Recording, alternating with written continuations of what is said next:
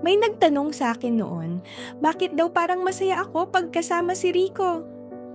Ang sagot ko naman, hindi naman sa masaya pag kasama ko si Rico, kundi yung presensya ng tao.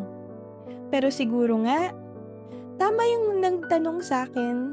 Tamang deny lang ako kasi mahal ko si CJ. Ang sarap kaya sa feeling na may nakikinig sa'yo. Nagstay si Rico, nakaupo lang siya doon at nakikinig sa kwento ko. Hindi ko naman sinabi sa kanya lahat. Sabi ko lang, may plano na hindi natuloy. Pero hindi siya nag-a-ask ng follow-up questions.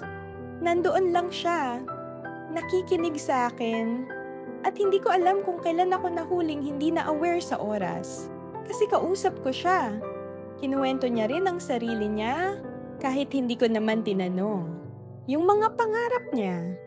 Yung mga bagay na nagpapasaya sa kanya.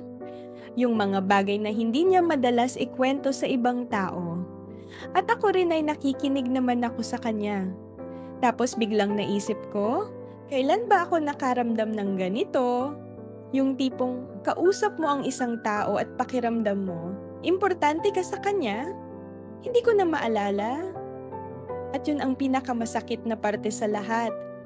Pauwi na ako nung na-realize ko, sobrang tagal na naming nag-usap ni Rico.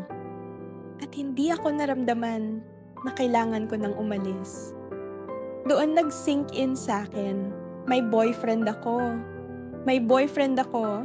And nandito ako, nag-i-enjoy ng usapan kasama ng ibang lalaki. Sabi ko sa sarili ko, wala naman kaming ginawang masama. Nagkwentuhan lang. Pero bakit parang may guilt akong nararamdaman? Baka kasi alam ko sa sarili ko na yung nararamdaman ko habang kausap ko siya, hindi dapat ganon. Bakit kaya mas madaling maging totoo sa isang taong kahapon ko pa lang talagang nakausap kaysa sa taong 2 taon ko nang kasama?